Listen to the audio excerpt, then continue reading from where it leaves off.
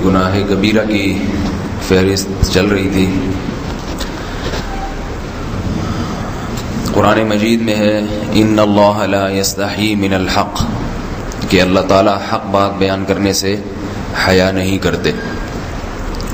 حدیث میں بھی بعض ایسے مسائل کو اللہ کے رسول نے بیان کیا ہے صلی اللہ علیہ وسلم نے جو بظاہر حیا کے خلاف ہیں، مگر اس لیے بیان کیا کہ اگر آپ صلی اللہ علیہ وسلم بیان نہ کرتے تو لوگ ان بے شرمی کے کاموں میں مبتلا ہو جاتے.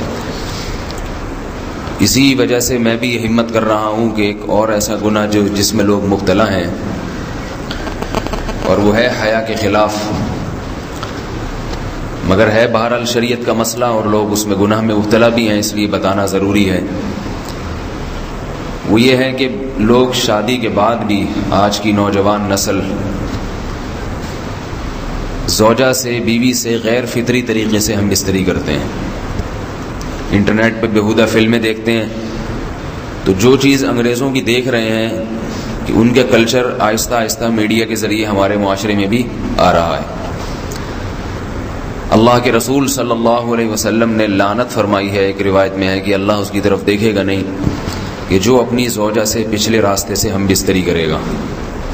یہ بیماری بھی، یہ گندگی بھی لوگوں میں پھیلتی جا رہی ہے، خاص طور پہ جن کو لڑکوں سے بدفعلی کی عادت پڑ جائے تو وہ زوجہ سے فطری راستے سے ہم بستری نہیں کرتے.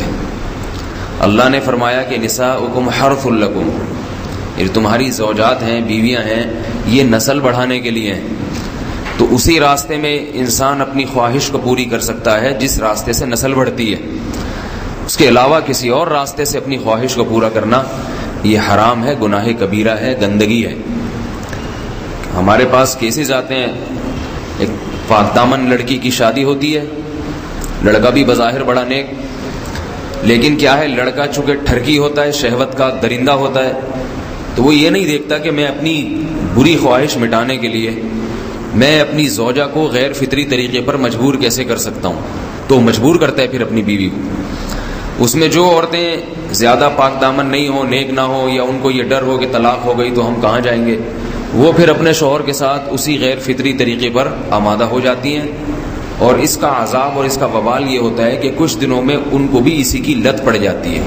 انسان جب بھی کوئی غیر فطری راستہ اختیار کرتا ہے، آخرت کا عذاب تو بعد میں، دنیا کا عذاب یہ آتا ہے کہ پھر اس کو لذت فطرت میں آتی نہیں ہے. پھر جو راستہ اللہ نے رکھے اس میں اس کو لذت نہیں آئے گی، پھر وہ گندگی میں ہی گھسنے کی کوشش کرے گا، اس کی بھی فطرت خراب ہو جاتی ہے، اور جس کے ساتھ یہ بدفعلی کی جائے اس کی بھی فطرت خراب ہو جاتی ہے، وہ بھی پھر کسی کے قابل نہیں رہتے. تو اپنے جان پر رحم کرنا چاہیے. ہم انسان ہیں، ہم درندے نہیں ہیں، ہم گھوڑے نہیں ہیں، ہم گدھے نہیں ہیں، ہم جانور نہیں ہیں، ہم انگریز نہیں ہیں. انگریز نے تو حیا اور شرم کی تمام حدود کو توڑ دیا ہے، وہ تو درندے بن چکے ہیں. ہم تو درندے نہیں ہیں، ہم تو حلال کھاتے ہیں، پاک صاف رہنے کی کوشش کرتے ہیں.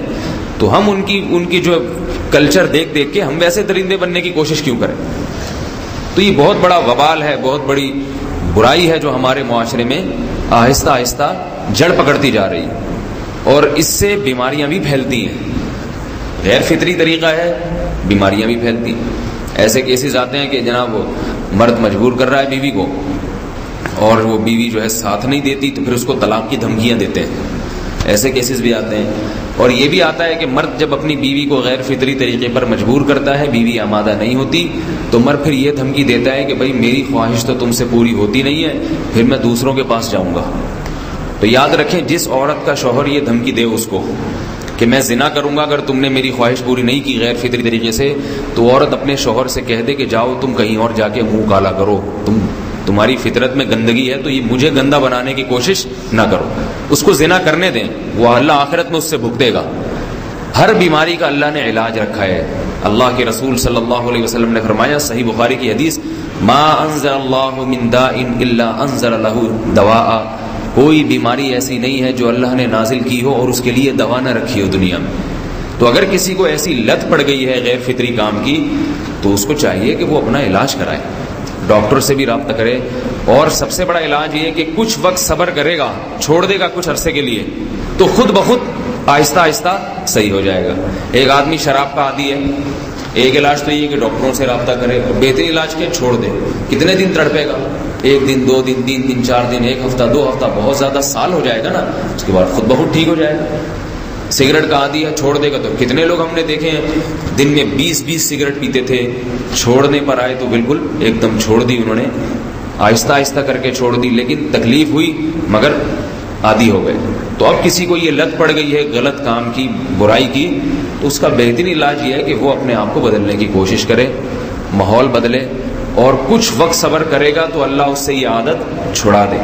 نہیں کی، صبر نہیں کیا اس نے، تو پھر اسی گندگی میں موت واقع ہوگی، پھر آخرت کا عذاب بہت سخت. نسلیں برباد ہو جاتی ہیں اس عمل سے انسان کی. تو بات حیا کے خلاف ہے، مگر یہ کہ ایک بزرگ تھے وہ بات فرما رہے تھے، تو کسی نے پوچھا کہ حضرت آپ حیا کے خلاف بات کرتے ہیں، تو انہوں نے فرمایا تم بے حیائی کے کام نہیں چھوڑتے، ہم اس چھڑوانے کے لیے بات کریں تو ہم برے ہیں، اور تم کام کرو تو بھی برے نہیں. برائی کا کام کرنے میں برا نہیں بنتا، اور برائی کے خلاف بولنے والا برا بن جاتا ہے کہ دیکھو یہ کیسی باتیں کر رہے ہیں. تو بھائی باتیں ہیں اس لیے ہیں کہ یہ معاشرے میں یہ برائی پھیلتی چلی جا رہی ہے، اور یہ ہماری اپنا کلچر نہیں ہے، یہ امپورٹ ہو رہا ہے باہر سے، یہ امپورٹ ہو رہا ہے، یہ وہاں میڈیا کے ذریعے آ رہا ہے. تو وہ چیزیں دیکھا نہ کریں اور ان لوگوں سے دور رہا کریں. ہمیں تو دین کا داعی ہو کے ان کو ہدایت پر لانا تھا، بجائے ہم ہدایت پہ چل کے دوسروں کو چلانے والے بن کے ان کے راستے پہ ہم نے چلنا شروع کر دیا. اللہ تعالیٰ ہمیں اب دیکھیں ان کے ہاں ایڈز کا مرض پھیل گیا ہے. آپ بتائیے یہ ایڈز کا مرض ہمارا ہے کیا؟ یہ بیماری ہماری ہے یا ان کی ہے؟ ہمارے ہاں بیماریاں ہیں، کھانسی ہے، نزلہ ہے، ٹھیک ہے نا، بلڈ پریشر ہے، شوگر ہے، یہ بیماریاں ہماری ہیں. کوئی اللہ کا شکر ہے گندی بیماری ہمارے ہاں نہیں ہے. جتنی گندگیاں ہیں وہاں سے آ رہی ہیں. ایڈز کا مرض وہاں سے امپورٹ ہوا ہے. وہ ایڈز کا مرض اسی بدفعلی کی وجہ سے پیدا ہوتا ہے، اسی سے جراثیم پیدا ہوتے ہیں، اور اتنا خطرناک مرض کہ ایسے متعدی ایسے پھیلتا ہی. افغانستان میں ایڈز کا ریشو 0 تھا، 0. وہ جانتے نہیں تھے کہ ایڈز کا مرض ہوتا کیا ہے. جب سے امریکن آرمی، برطانیہ آرمی افغانستان میں آئی ہے، فوجی آئے ہیں، افغانوں میں ایڈز کا مرض پھیل گیا ہے. انہوں نے وہاں بدفعلیاں شروع کر دی ہیں. تو وہ تو حالانکہ ان کے لیے زنا کتنا سستا ہے، کتنا سستا ہے نا ان کے لیے زنا، پھر بھی وہ لڑکوں کی طرف مائل ہوتے ہیں. تو اتنی گندگی، ایسا گندا جب انسان بن جائے پھر اللہ اس کے وجود کو برقرار نہیں رکھتے، اور رکھتے ہیں تو پھر آخرت میں سزا دینے کے لیے. اپنے آپ کو ان گندگیوں سے بچانا چاہیے، حلال پہ اکتفا کرنا چاہیے. اللہ تعالیٰ ہمیں حلال پہ قناعت کی توفیق عطا فرمائے اور پاکیزہ لوگوں میں ہمارا شمار فرمائے.